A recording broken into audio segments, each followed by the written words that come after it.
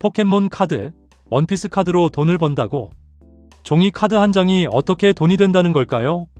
세상의 당연함에 질문을 던지는 채널, 진리 찬남입니다. 요즘 작은 카드팩 하나가 다시 주목받고 있습니다. 편의점, 대형마트, 카드숍, 온라인 쇼핑몰에서 파는 캐릭터 카드입니다. 겉으로 보면 그냥 그림이 인쇄된 종이입니다. 그런데 어떤 카드는 몇천 원, 어떤 카드는 몇만 원, 어떤 카드는 몇백만 원을 넘습니다. 세계 기록급 포켓몬 카드 중에는 경매에서 수백억 원에 거래된 사례도 있습니다. 아니, 종이 카드가 왜 이렇게 비쌀까요? 이건 아이들 장난감일까요? 수집품일까요? 아니면 새로운 투자 시장일까요? 오늘은 포켓몬 카드와 원피스 카드가 왜 돈이 되는지 쉽게 풀어보겠습니다.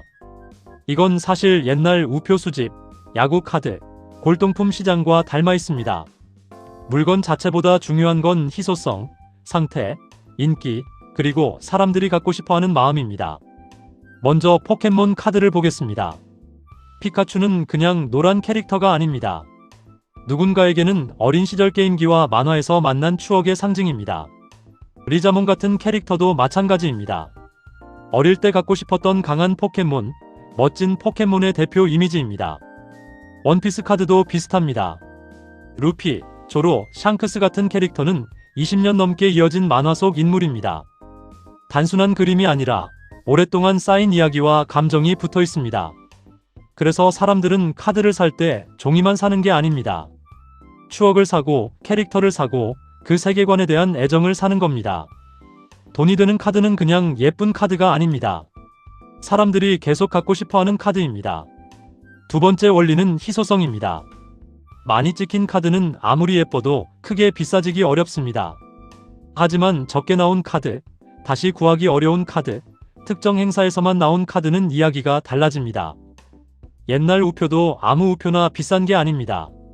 발행량이 적거나 오래됐거나 상태가 좋거나 특별한 사연이 있으면 비싸집니다. 카드도 똑같습니다. 대회에서만 받은 카드, 이벤트에서만 받은 카드, 초판 카드, 오래된 카드가 더 주목받습니다. 특히 오래된 카드가 깨끗한 상태로 남아있으면 가격이 크게 달라집니다. 아이들이 갖고 놀던 카드는 보통 모서리가 닳고 구겨지고 흠집이 납니다. 그런데 20년 넘은 카드가 새 것처럼 남아있다면 그 자체가 희귀해집니다. 희귀한 카드보다 더 희귀한 것은 희귀한 카드가 완벽한 상태로 남아있는 경우입니다. 세 번째 원리는 확률입니다. 카드팩을 하나 샀다고 원하는 카드가 바로 나오는 것은 아닙니다. 대부분은 흔한 카드가 나오고 가끔 희귀 카드가 나오고 아주 가끔 특별한 카드가 나옵니다. 이 구조 때문에 카드팩은 작은 복권처럼 느껴집니다. 봉지를 뜯기 전까지는 모릅니다. 안에 몇백 원짜리 카드가 있을 수도 있고 몇만 원짜리 카드가 있을 수도 있습니다. 그래서 사람들은 카드팩을 뜯는 영상을 봅니다. 좋은 카드가 나오는 순간 마치 당첨된 것 같은 느낌이 있기 때문입니다. 하지만 영상에는 대박 장면이 잘 보입니다. 좋은 카드가 안 나온 수많은 카드팩은 잘 보이지 않습니다. 보이는 건 대박이고 숨어있는 건 확률입니다. 네 번째 원리는 등급 평가입니다. 카드 시장에는 PSA 10이라는 말이 자주 나옵니다. PSA는 카드를 감정하고 점수를 매기는 회사입니다. 진짜 카드인지 확인하고 카드 상태를 1점부터 10점까지 평가합니다. PSA 10은 거의 완벽한 상태라는 뜻입니다. 모서리가 깨끗한지, 표면에 흠집이 없는지, 인쇄 중심이 맞는지까지 봅니다. 같은 카드라도 그냥 보관된 카드와 PSA 10 등급을 받은 카드는 가격이 달라질 수 있습니다. 쉽게 말하면 미술품 감정서와 비슷합니다. 그림도 중요하지만 진짜인지 누가 확인했는지가 중요해지는 겁니다. 카드도 이제 그냥 종이가 아니라 감정받는 수집품이 된 것입니다. 그런데 여기서 이런 질문이 생깁니다. 그럼 비싼 카드만 많이 가지고 있으면 대회에서 이길까요? 아닙니다. 포켓몬 카드 대회는 비싼 카드만 사면 이기는 게임이 아닙니다. 포켓몬 카드 덱은 정확히 60장으로 구성됩니다. 그리고 기본 에너지 카드를 제외하면 같은 이름의 카드는 보통 최대 4장까지만 넣을 수 있습니다. 아무리 강한 카드라도 마음대로 20장, 30장씩 넣을 수 없습니다. 이걸 쉽게 비유하면 야구팀을 짜는 것과 비슷합니다. 4번 타자만 9명 모아놓는다고 야구를 잘하는 게 아닙니다. 투수도 필요하고 포수도 필요하고 수비 잘하는 선수도 필요하고 빠른 선수도 필요합니다. 카드게임도 마찬가지입니다. 실제로 싸우는 주력 포켓몬이 필요합니다. 그 포켓몬을 빨리 꺼내게 해주는 카드도 필요합니다. 필요한 카드를 찾아오는 카드도 필요합니다. 상대 전략을 방해하는 카드도 필요합니다. 공격에 필요한 에너지 카드도 필요합니다. 그래서 비싼 카드만 모은다고 이기는 게 아닙니다. 60장이 하나의 팀처럼 움직여야 합니다. 이제 왜 카드게임이 두뇌 스포츠인지 보겠습니다. 겉으로 보면 카드를 한 장씩 내는 게임입니다. 하지만 실제로는 몇 턴 뒤를 계산하는 게임입니다. 내 손에 강한 공격 카드가 있다고 해보겠습니다. 지금 쓰면 상대 포켓몬 하나를 쓰러뜨릴 수 있습니다. 그런데 지금 쓰면 다음 턴에 쓸 카드가 부족해질 수 있습니다. 아껴두면 상대가 먼저 강한 포켓몬을 완성할 수도 있습니다. 이때 선수는 계속 계산합니다. 지금 공격할까? 한 턴 더 기다릴까? 상대가 무슨 카드를 들고 있을까? 내 덱 안에 아직 필요한 카드가 남아있을까?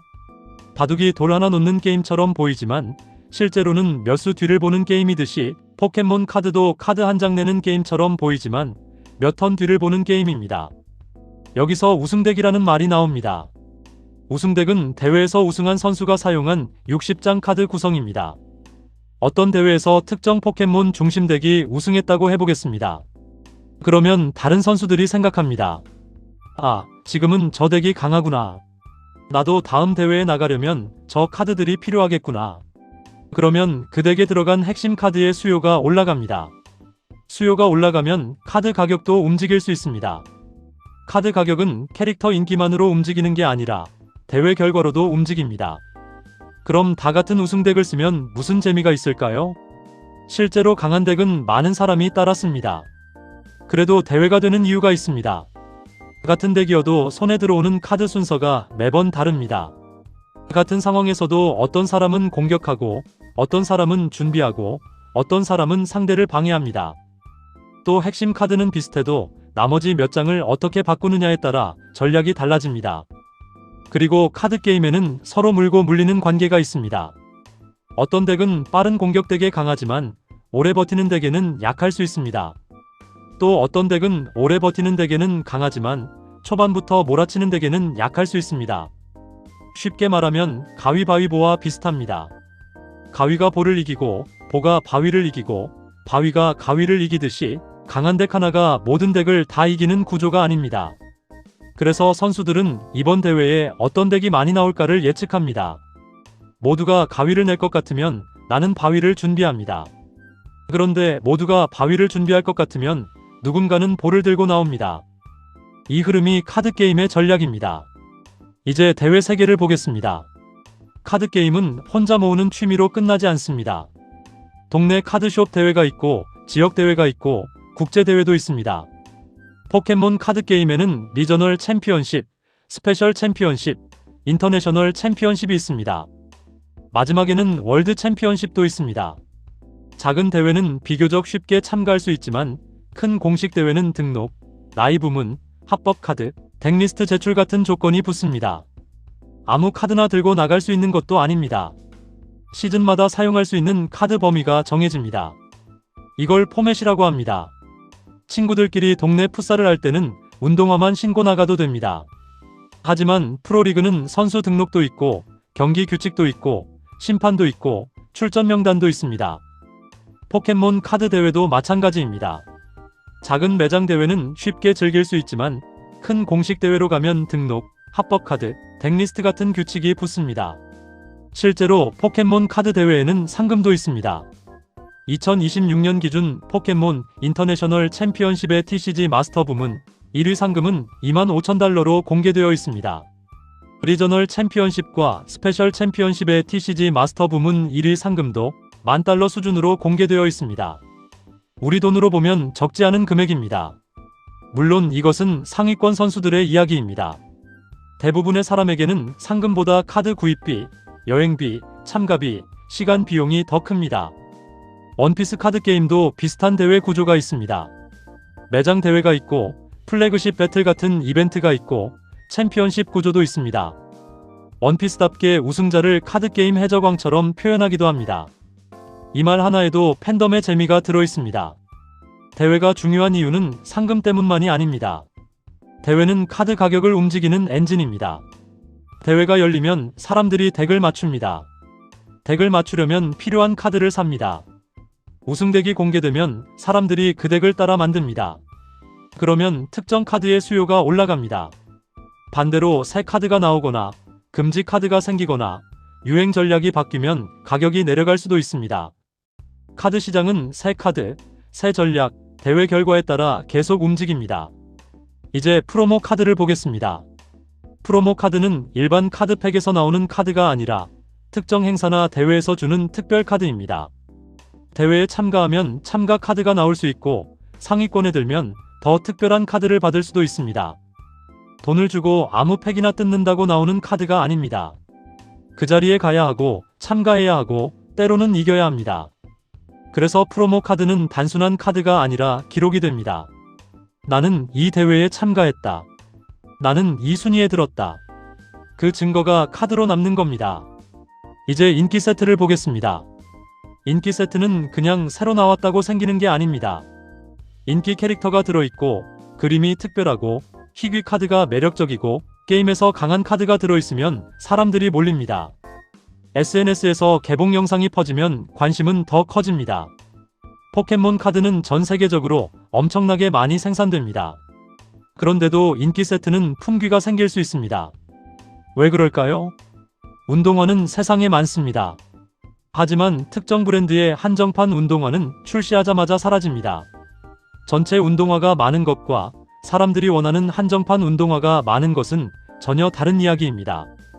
카드도 마찬가지입니다. 전체 카드는 많아도 사람들이 원하는 특정 카드가 적으면 가격은 움직입니다. 여기서 리셀러도 등장합니다.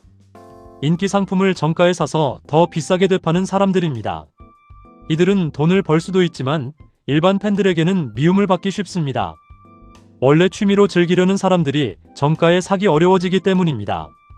그럼 카드 회사가 공급을 조절하는 걸까요? 카드 회사는 어떤 세트를 언제 출시할지, 어떤 상품 형태로 낼지, 얼마나 재판할지 결정합니다. 하지만 실제 가격은 회사가 혼자 정하는 것이 아닙니다. 제작사, 유통사, 카드숍, 온라인 판매자, 리셀러, 수집가, 플레이어가 모두 얽혀 있습니다. 공급을 늘려도 인기 카드만 계속 부족할 수 있습니다. 재판이 나오면 가격이 내려갈 수 있지만 초판이나 최고 등급 카드는 여전히 강할 수도 있습니다. 이제 트레이딩 카드라는 말도 보겠습니다. 트레이딩 카드는 말 그대로 거래하고 교환하는 카드입니다. 원래는 내가 가진 중복 카드를 친구에게 주고 친구가 가지고 있는 나에게 필요한 카드를 받는 구조입니다. 그런데 이 교환이 커지면 시장이 됩니다. 교환이 가격으로 바뀌고 가격이 거래처럼 움직입니다. 그래서 카드 시장에는 모으는 사람과 거래하는 사람이 같이 있습니다. 모으는 사람은 좋아하는 캐릭터와 예쁜 그림을 찾습니다. 거래하는 사람은 싸게 사서 비싸게 팔거나 좋은 상태의 카드를 감정받아 되팝니다. 이게 카드로 사업한다는 말과 연결됩니다. 인기 카드팩을 사서 되파는 리셀이 있습니다. 카드를 낱장으로 파는 싱글 카드 판매가 있습니다. 상태 좋은 카드를 감정받아 판매하는 방식도 있습니다. 카드숍을 운영하면서 판매, 대회 개최, 커뮤니티 공간을 함께 제공하는 경우도 있습니다. 또 카드팩 개봉 영상, 시세 분석, 대회 해설 같은 콘텐츠 사업도 있습니다. 카드 사업은 단순히 팩을 뜯어 대박을 노리는 것만이 아닙니다. 유통, 감정, 콘텐츠, 커뮤니티, 대회 운영이 섞인 작은 산업입니다. 여기서 조심해야 할 점이 있습니다. 팩을 뜯는 즐거움, 좋아하는 캐릭터를 모으는 즐거움, 대회에 나가는 경험은 분명한 취미입니다. 하지만 돈을 벌려고 무리하게 사기 시작하면 투기에 가까워집니다. 카드팩은 좋은 카드가 나올 수도 있지만 대부분은 산 가격보다 낮은 카드가 나올 가능성이 큽니다. 카드가 종이에서 시장으로 바뀌는 순간 취미와 투기의 경계도 같이 생깁니다. 세상의 당연함에 질문을 던지는 채널 진리찬남이었습니다. 감사합니다.